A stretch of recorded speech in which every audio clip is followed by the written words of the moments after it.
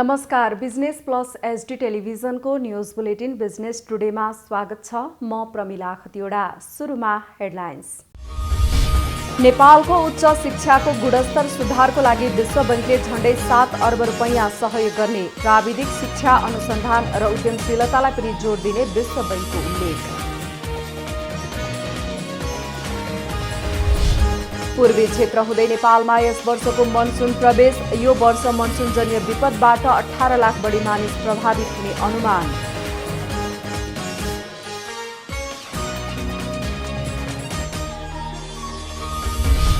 राष्ट्रपति चुरे तराई मधेस संरक्षण कार्यक्रममा चरम अनियमितता, लाखौं रुपैयाँ अनियमितता भएको भन्दै छानबिन हुनुपर्ने माग राख्दै स्थानीय विरोधमा।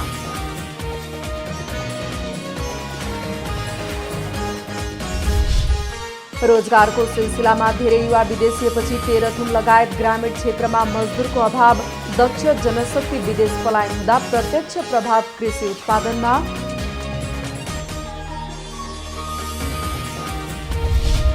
र चालु आर्थिक वर्षको 9 महिनामा करिब 38,500 महिलाले कर्जा लिएको राष्ट्र बैंकको तथ्याङ्क। सस्तो ब्याजदरको कर्जा महिलाले 15 लाख रुपैयाँसम्म ऋण लिन पाइने।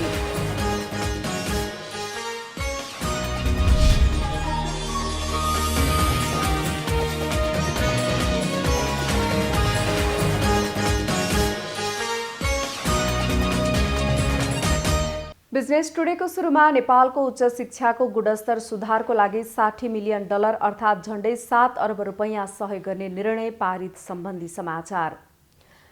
विश्व बैंकले नेपाललाई 7 अर्ब रुपैयाँ बराबरको सहयोग दिने भएको छ। विश्व बैंकको बोर्ड अफ डाइरेक्टरको शुक्रबार बसेको बैठकले नेपालको उच्च शिक्षाको गुणस्तर सुधारको लागि $60 मिलियन अर्थात् झण्डै 7 अर्ब रुपैयाँ सहयोग गर्ने निर्णय पारित गरेको हो।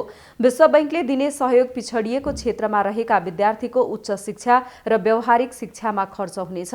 यस्तै प्राविधिक शिक्षा अनुसन्धान र उद्यमशीलतालाई पनि जोड दिने विश्व बैंकले निकालेको विज्ञप्तिमा उल्लेख छ। यस्तै आर्थिक अभावले उच्च शिक्षा लिन नसक्ने र विपत्तिका कारण पढाइ प्रभावित भएका विद्यार्थीमा पनि रकम लगानी गर्न सकिने उल्लेख छ। विश्व बैंकका नेपाल, मालदिप्स र श्रीलङ्काका देशीय निर्देशक फरिस हदाद जार्भोसले विश्व बैंकको यो सहयोग उच्च शिक्षाबाट दक्ष जनशक्ति उत्पादनमा र कोरोना महामारीका कारण प्रभावित भएको शिक्षालाई निरन्तरता दिन उपयोग हुने बताउनुभयो। पूर्वी क्षेत्र हुँदै प्रवेश गरेको यो वर्षको मनसुनी गतिविधि सक्रिय हुने क्रम जारी रहँदा देशभर बदली भएको छ। अहिले देशभर आंशिकदेखि सामान्य बदली भई थोरै स्थानमा वर्षा समेत भइरहेको जल तथा मौसम पूर्वानुमान महाशाखाले जनाएको छ। यो वर्षको मनसुन शुक्रबार दिउँसोदेखि नेपाल प्रवेश गरेको र देशभर फैलिने क्रममा रहेको मौसमविदले बताएका छन्। देशका धेरै स्थानहरूमा मेघगर्जन र चट्याङसहित हल्कादेखि मध्यम वर्षाको सम्भावना रहेको मौसम पूर्वानुमान महाशाखाले जनाएको छ। गण्डकी प्रदेश, लुम्बिनी प्रदेश र कर्णाली प्रदेशका थोरै स्थानहरूमा भारी वर्षाको समेत सम्भावना छ। यसैबीच यो वर्ष बाढी पहिरो सहित मनसुनजन्य विपदबाट 18 लाख बढी मानिस प्रभावित हुने अनुमान गरिएको छ। जल तथा मौसम विज्ञान विभागले यो वर्षको मनसुनमा औसत भन्दा बढी पानी पर्ने पूर्वानुमान गरेको छ। यो वर्ष बढी पानी पर्ने पूर्वानुमानसँगै मनसुन पूर्व तयारी तथा प्रतिकार योजना 2078 तयार गरी स्थानीय तह, प्रदेश सरकार तथा सम्बन्ध सङ्घ संस्थाको समन्वयमा विगतको अनुभवबाट सिकेर आवश्यक पूर्व तयारी थालेको प्राधिकरणले जनाएको छ। गएको वर्ष मनसुनजन्य विपदबाट करिब 400 को मृत्यु भएको थियो। 1000 भन्दा बढी परिवार प्रत्यक्ष प्रभावित भएको तथ्याङ्क छ। राष्ट्रपति चुरे तराई मधेस संरक्षण कार्यक्रममा चरम अनियमितता भएको पाइएको छ। उदयपुर र सप्तरीको सीमा क्षेत्रमा पर्ने चुरेको 17 पत्रा खोलामा संरक्षणका लागि आउने बजेटमा लाखौं रुपैयाँ अनियमितता भएको भन्दै छानबिन हुनुपर्ने माग राख्दै स्थानीय विरोधमा उत्रिएका छन्। राष्ट्रपति चुरे तराई मधेस संरक्षण कार्यक्रममा चरम अनियमितता भएको पाइएको छ। सप्तरीको फतेपुर स्थित 17 पत्रा खहरे खोलाको संरक्षणका लागि आउने गरेको बजेटमा स्थानीय युवाहरूले नियमित खबरदारी गर्दै आए पनि चुरेको संरक्षण भन्दा दोहन अधिक भएको देखिन्छ। खहरे खोला संरक्षणका लागि गत आर्थिक वर्षमा 30 लाख, आर्थिक वर्ष 2076-77 मा 85 लाख र आर्थिक वर्ष 2077-78 का लागि समेत 85 लाख बजेट विनियोजन भइसकेको छ। 17 पत्रा खोलामा पर्ने गरेको टेन्डरमा सुरुवाती प्रक्रियादेखि नै चलखेल हुने गरेकोमा स्थानीयले विरोध गरेका छन्। गत साल पनि 30 लाखको बजेटिङले उपभोक्ता समिति मार्फत काम भएको र यो साल 76-77 को बजेटमा 85 लाख बजेटिङ चाहिँ राष्ट्रपति चुरे इकाइ कार्यालय सलकपुरद्वारा चाहिँ बजेटिङ भएर त्यसको चाहिँ लागत इस्टिमेट बनेर 85 लाखको ठेक्का आह्वान गर्दाखेरि रोयल कन्स्ट्रक्सनका प्रोप्राइटर महेन्द्र श्रेष्ठले सबैभन्दा कम बिलोमा 43 लाखमा ठेक्का कबुल गरी 85 लाखबाट 42 लाख पैसा छोडेर ठेक्का सम्झौता गरेर काम गर्न आउँदाखेरि केही कुराहरू अलिकति मलाई अप्ठ्यारो भयो, सहयोग गरिदिनुपर्छ सामुदायिक वन स्थानीय तहले भनेर भन्दै गर्दा तपाईले ठेक्का कबले अनुसारको काम गर्ने हो, अरू कुरा केही हुँदैन भनेर हामी स्थानीय सरकार र यहाँका प्रतिनिधिहरूले भन्दै गर्दै गर्दा पनि अब उसले काम गर्न नसक्ने भएकोले यही सुन्दरपुर निवासी एकजना सन्तोष बस्नेत भन्ने कन्स्ट्रक्सनको भाइलाई पेटी ठेकेदार उसले छोडेर गएर काम गरेको। यो चुरे संरक्षण अन्तर्गतको जुन हाम्रो बजेट थियो यसमा आएको पोहोर पनि अब केही विवादहरू भए, अब यसपालि पनि अब कामहरू हामी हेर्दाखेरि गल्तीहरू थियौँ र आज हामी स्थानीय अब सबै युवाहरू लगायत हाम्रो स्थानीय प्रतिनिधिहरू बसेर केही समन्वय भएको छ र उहाँहरूले पनि राम्ररी गर्छु भन्नुभएको छ। हामी आशा गरौँ काम राम्रो हुन्छ र फेरि पनि यस्ता बजेटहरूमा धेरै कामहरू विकासका कामहरू आउँछन् र पैसा नरहेर काम हुन्छ भन्ने हामीले विश्वास गरेका छौँ। राष्ट्रपति चुरेतराई मधेस संरक्षण कार्यक्रम माघी खाने भाँडो बनेको छ। 17 पत्राको ठेक्का पाएका रोयल कन्स्ट्रक्सनका पोपराइटर महेन्द्र श्रेष्ठले 85 लाखको ठेक्का 83 लाखमै हात पारेका थिए। पछि उनले उक्त ठेक्का पेटी ठेकदार सन्तोष बस्नेतलाई जिम्मा दिएका हुन्। स्थानीयको अधिक विरोधका बीच ठेकदार बस्नेतले कार्यक्रम कार्यान्वयन इकाइ सलकपुर मोरङ अन्तर्गतको संरक्षण कार्यक्रममा अनियमितता भएको स्वीकार गरेका छन्। अहिले हाम्रो अन्तिम भुक्तानी पनि भएको छैन, अन्तिम हामीले केही किस्ता पनि लिएको छैनौँ, त्यो काम फिनिसिङ भएको छैन, काम सुचारू छ। अहिले केही ठाउँमा चाहिँ त्यो जाली नकसिकन केही साना ढुङ्गा परेको कारणले गर्दाखेरि गाडी नजाने ठाउँमा भएको कारणले गर्दाखेरि अहिले हामी त्यो सानो ढुङ्गा निकालेर ठुलो ढुङ्गा हालेर यो कामलाई सुधार गर्दैछौँ र इस्टिमेट अनुसार काम गर्दैछौँ। काम इस्टिमेट अनुसार नभएकोले पूर्ण इस्टिमेट अनुसार काम गराइने, अन्यथा कारबाहीको भागीदार बन्नुपर्ने सप्तकोशी नगरपालिकाका नगर प्रमुखले बताउनुभयो। हामीले चाहिँ अहिले हेऱ्यौँ त्यहाँ चाहिँ केही कमजोरीहरू भेटिए र त्यसलाई सच्याउने चाहिँ सहमति भएको छ र त्यसको चाहिँ लागत अनुमान र गुणस्तर बमोजिम चाहिँ त्यसलाई सच्याउने काहीँ मिस्टेक भएकोहरूलाई र त्यो सच्याएर चाहिँ काम अगाडि बढाउने भन्ने सहमति भयो र त्यो सचिएन भनेदेखि चाहिँ हामी आवश्यक कारबाहीको लागि अगाडि बढाउँछौँ। राष्ट्रपति चुरेतराई मधेस संरक्षण कार्यक्रमको बजेटको कार्यान्वयनमा फितलोपना देखिएको छ भने काम असंख्य त्रुटि देखिएका छन्। जनताको प्रत्यक्ष खबरदारी रहने शहर बजारको विकास निर्माणमै आँखामा छारो हाल्ने परिपाटीमा जंगलको बीचमा आएको चुरे बजेट चोरलाई चाभी झैं बनेको छ। यसतर्फ सम्बन्धित निकायको ध्यान जान आवश्यक छ। बिजनेस टुडेमा पालो भएको छ ब्रेकको।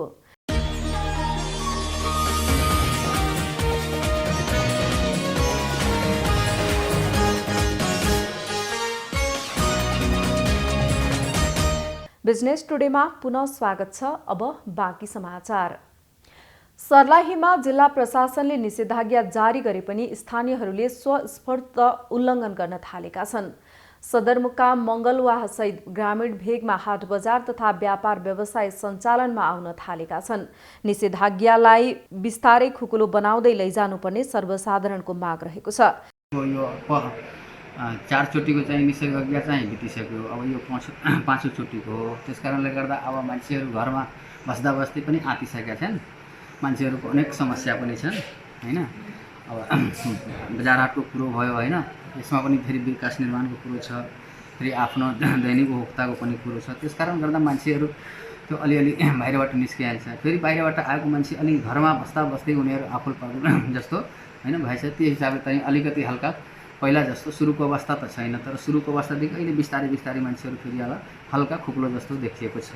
निषेधाज्ञा उल्लङ्घन गर्दै जिल्लामा अहिले सर्वसाधारणको चहल पहल बढ्दै आएको छ। मापदण्ड विपरीत बैंक तथा सङ्घ संस्थाहरू सञ्चालनमा भएको पाइएको छ। ठिकै छ। अब अलिकति अब के अरे आम जनतामा समस्या पनि अलिकति बढ्दैछ बिस्तारै बिस्तारै, त्यसकारण अलिकति ठिकै छ। अब सामाजिक मेन्टेनेन्स, दूरी मेन्टेनेन्स र मास्क लगाएर अलिक खोक्लो गर्नुपर्छ, त्यो मलाई लाग्छ। सहरी क्षेत्रमा त अलिकति पनि छ, तर ग्रामीण क्षेत्रमा हिजो म ग्रामीण क्षेत्रतिर गएँ, त्यहाँ त झन् कुकुलो छ, झन् हरेक काम कारवाहीहरू जारी नै छ। मानिसहरू पनि अब दिक्क भइसकेका छ, सबैको रोजीरोटीको पनि सवाल छ। श्रमिकहरू जसको दिनहुँ कमाएर खाने जो श्रमिक वर्ग छन् उसको लागि त झन् समस्या छ। र बिजनेस व्यापारहरू सबै आजिज भइसकेका छन्। तर यो कोरोनाको अलिक बढी घटनाहरू जुनसुकै किसिमले मृत्यु हुन्छ, तर नाम चाहिँ कोरोनाकै हुन्छ। मृत्यु प्रत्येक दिन भइ नै रहेको हो। सर्लाहीमा वैशाख 25बाट निषेधाज्ञा जारी गरिएको हो। कोरोनाको जोखिम कायमै रहेकाले अझै केही समय निषेधाज्ञा जारी राख्नुपर्ने जनस्वास्थ्यविदहरूको सुझाव रहेको छ। राजनीतिक स्थिरतापछि पनि दक्ष जनशक्ति विदेश पलायन हुँदा देशले उनीहरूको ज्ञान र सिपको लाभ लिँदै विकासमा फड्को मार्ने अवसर गुमाइरहेको छ। यसको प्रत्यक्ष प्रभाव कृषि उत्पादनमा समेत परेको छ। रोजगारको सिलसिलामा धेरै युवा विदेशिएपछि तेह्रथुम लगायतका ग्रामीण क्षेत्रमा मजदुरको अभाव भएको छ। 3 दशक अघिदेखि तेह्रथुमका किसानले इलामको कन्यामबाट चियाको नर्सरी ल्याएर खेती सुरु गरेका थिए। त्यतिबेला चिया बगान झाडी जस्तै थियो। अहिले भने दक्ष मजदुर नपाएकै कारण उत्पादन राम्रो छैन, जसबाट किसानहरूले वर्षेनी लाखौं रुपैयाँ गुमाउँदै आएका छन्। चियाको बजारीकरण नहुनु र चियामा सरकारको ध्यान नजाँदा समस्या आएको चिया उत्पादक किसानको गुनासो छ। चियाको एक त बजारीकरण नभएको, कामदार नपाएर पनि झाडी जङ्गल भएको हो र सरकारको पहल पनि नभएको। सरकारले सबै कुरो जिम्मा लिएदेखि र पहल गर्दैदेखि सबै समस्याको समाधान हुन्छ। उद्योगहरूले समयमा नै भुक्तानी दिन नसक्नु, बजारको राम्रो व्यवस्था नहुनु, किसानको लगानी सुरक्षित छैन, चिया उद्योगसँग हरियो चियापत्ती पुर्याउन भरपर्दो सडक नहुनु र दक्ष कामदार नपाउँदा चिया खेतीमा लगानी डुबिरहेको किसानको गुनासो छ। चियामा काम गर्ने मान्छेहरू दक्ष नभएको कारणले गर्दाखेरि चिया टिप्नको लागि, गोडमेल गर्नको लागि, काटछाट गर्नको लागि चाहिँ समस्या भएको छ। त्यस पछाडि त्यसलाई टिप्नको लागि केही मान्छेले टिपिहाल्यो भने पनि बजारसम्म पुर्याउनको लागि अब कारखाना चाहिँ धनकुटाको हिले कुवा पानी पुर्याउनु पर्ने, त्यहाँसम्म पुर्याउनको लागि चाहिँ अब बाटोको मेन समस्या छ, ढुवानी गर्ने समस्या छ। अनि त्यस पछाडि त्यो कम्पनीले दिने मूल्य पनि एकदम चाहिँ न्यून छ। हाम्रो लगानी अनुसारकोले मूल्य हाल्न सक्दैन। तेह्रथुममा मात्रै 3800 रोपनी जग्गामा चिया खेती छ। चिया खेतीको महत्व नबुझ्दा किसानहरू निरुत्साहित बनेको चिया तथा कफी विकास बोर्ड तेह्रथुमले जनाएको छ। यो अब चिया खेतीबाट हामीहरूलाई के प्रतिफल पाइन्छ भन्ने खालको कुराहरू चाहिँ उहाँहरूलाई अलिकति त्यो बारेमा चाहिँ बुझ्न नसकेर उहाँहरूले अलि हतोत्साही भएको अवस्था छ केही ठाउँहरूमा। तेह्रथुम जिल्लाको चाहिँ केही ठाउँमा, जस्तो अब साबिकै गाविसको कुरा गर्ने हो भने तपाईँको यो म्याङनुङभन्दा पूर्वका केही गाविसहरू जस्तो उतापट्टि वयाकझुङ, मोराङ, सिर्जुङ, पौठाक यी क्षेत्रहरूमा चाहिँ अलिकति किसानहरू निरुत्साहित भएको अवस्था छ। यहाँका किसानले 10 रोपनीदेखि 80 रोपनी क्षेत्रफलमा खेती गर्दै आएका छन्। तेह्रथुम सहकर्मी रेवत पारघरी लिम्बूको रिपोर्ट। रसुवाको टिमुरेसम्म पुग्ने सडकको दुरावस्थाले स्थानीयले दुःख पाएका छन्। रसुवाको धुन्चेदेखि चीन जोडिने नाका टिमुरेको सडकको अवस्थाले स्थानीयको दैनिकमा समेत नकारात्मक असर परेको छ। सडकको अवस्था राम्रो नहुँदा पर्याप्त सामान नपाइने, पाइएको सामान महँगो हुने स्थानीयको गुनासो छ। अब के हो यो, अब बाटो बन्छ भन्न लागेको 5-6 वर्ष भइगयो, खै बाटो अझै राम्रो सुधार छैन, केही राम्रो व्यवसाय चाहिँ छैन। यहाँ पैसा भए पनि किनेर खाने लाउने चिज छैन, काठमाडौँ नगइकन त्यस्तै छ। धुन्चे टिमुर सडक खण्डको स्तरोन्नति गर्ने विषय वर्षौंदेखि योजनामा परे पनि समयमै काम हुन सकेको छैन। बिरामी भएर अस्पताल जान समेत समस्या हुने गरेको छ। यस्तो भयो नि त, अब सदाले लामो बाटो भयो, बाटो राम्रो छैन, बर्कै पछि पहिरो आइरहन्छ। अनि बाटो राम्रो भएन, अलि लामो ठाउँ पनि भयो, यस्तोले अब मान्छे पनि आउँदैन। अब अहिले त लकडाउनले होटल बन्द भयो। अब खास गरी यहाँ बाटोले गर्दा अलिक समस्या भयो। अब नेपाल सरकारले बाटो राम्रो भनिदिनु पर्यो। हाम्रो बाटो अलि लामो समय पनि भयो, मुनिङ बाटो अलि बाटो भने छैन, माथि बाटो पहिरो आइरहन्छ, बाटो बिग्रिरहन्छ। अनि बनाउने मान्छे छैन, कहिले कहिले हाइटोले बनाइदिन्छ, कहिले कहिले बोलाएर आउनु मान्दैन। हामी बिमार भए भने समस्या हुन्छ, गाडी जाने ठाउँ छैन, रसोमा एकदम समस्या छ कहिले कहिले। रसुवाका पूर्व सांसद मोहन आचार्यले सडकको स्तरोन्नति गर्न सरकारसँग विभिन्न चरणमा छलफल भए पनि मूर्त रूप पाउन नसकेको बताउनुहुन्छ। यो चाहिँ अहिले हाम्रो सरकारले लिएको नीतिअनुसार एक निर्वाचन क्षेत्र एउटा रणनीतिक सडक अन्तर्गत यो गोसाइकुण्ड जाने बाटो पनि यसैमा पर्छ। फलस्वरूप यसले चाहिँ दीर्घकालीन रूपमा यो बाटोलाई चाहिँ हामीले अपग्रेड गर्दै जानुपर्ने छ, किनभने गोसाइकुण्ड आजको मितिमा यो धार्मिक पर्यटनको लागि यसले रसुवा जिल्लाको आय आर्जनको लागि ठुलो टेवा पुग्नेवाला छ। त्यसले गर्दा यही रूपले नै हामीले लिएर यसलाई महत्त्वका साथ हामी दिँदै अगाडि बढ्छौँ। आउने दिनहरूमा पनि अहिले सालको बजेटहरू पनि हालेका छौँ। अब सफिसियन्ट बजेटहरू अलिक छैन, यसलाई चाहिँ अझ मेरो आफ्नो पहलबाट र सम्बन्धित त्यहाँ निकायका साथीहरूलाई मैले आफ्नो कुराहरू राख्दै जतिसक्दो चाँडो चाहिँ अझ यसलाई चाहिँ एक्सपिडाइट गर्दै अझ चाँडै स्तर उन्नति गर्नु पनि हामी लागिरहेको छौँ। पासाङ ल्यामु राजमार्गको नामले पनि चिनिने यो सडक ओझेलमा पर्ने हो कि भनेर स्थानीयको चिन्ता छ। बिजनेस टुडेमा पालो भएको छ ब्रेकको।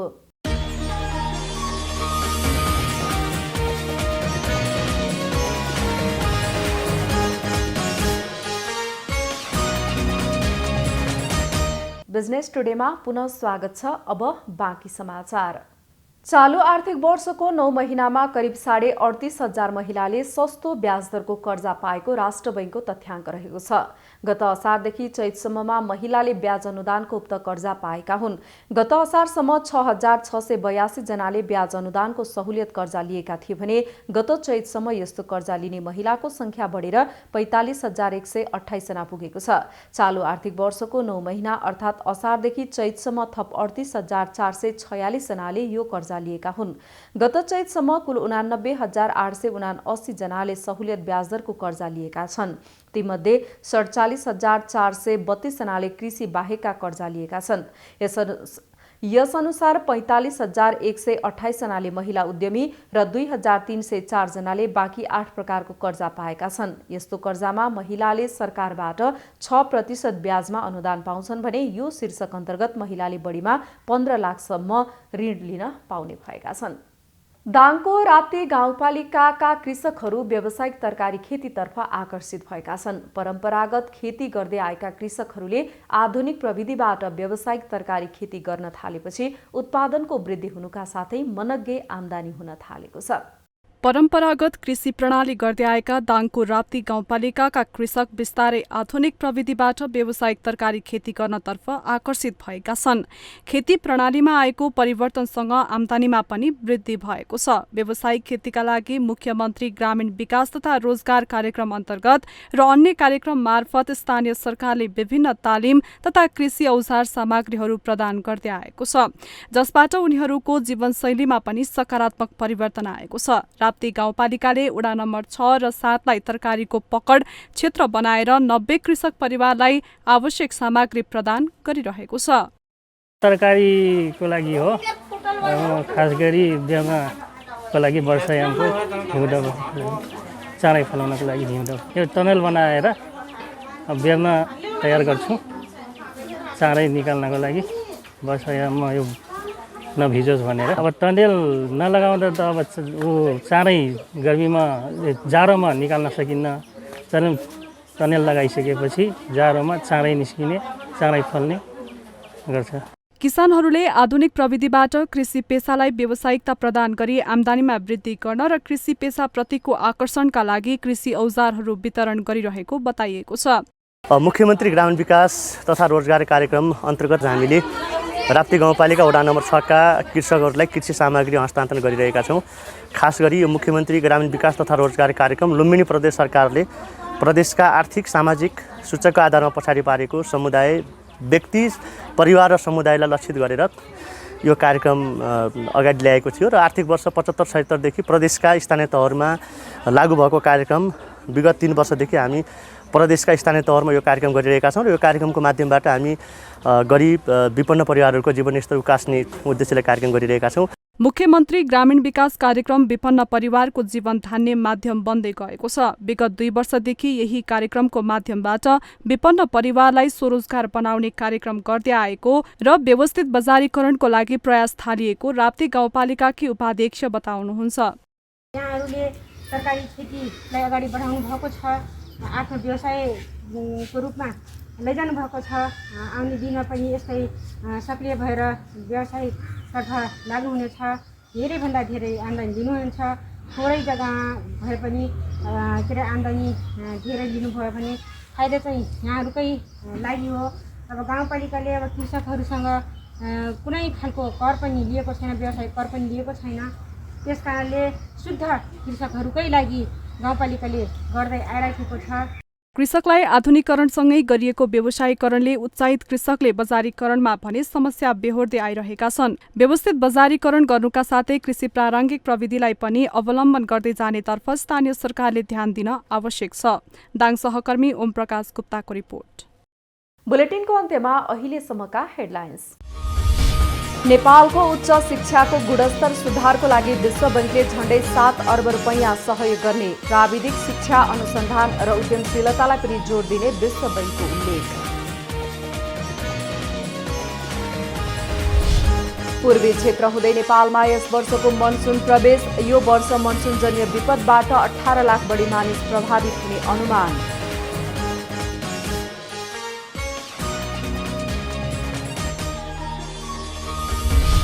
राष्ट्रपति चुरे तराई मधेस संरक्षण कार्यक्रममा चरम अनियमितता, लाखौं रुपैयाँ अनियमितता भएको भन्दै छानबिन हुनुपर्ने माग राख्दै स्थानीय विरोधमा।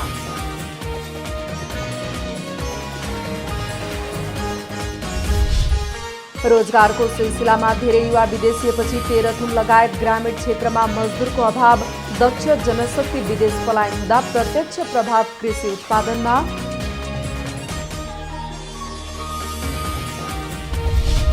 र चालू आर्थिक वर्षको 9 महिनामा करिब 38,500 महिलाले कर्जा लिएको राष्ट्र बैंकको तथ्याङ्क। सस्तो ब्याजदरको कर्जा महिलाले 15 लाख रुपैयाँसम्म ऋण लिन पाइने।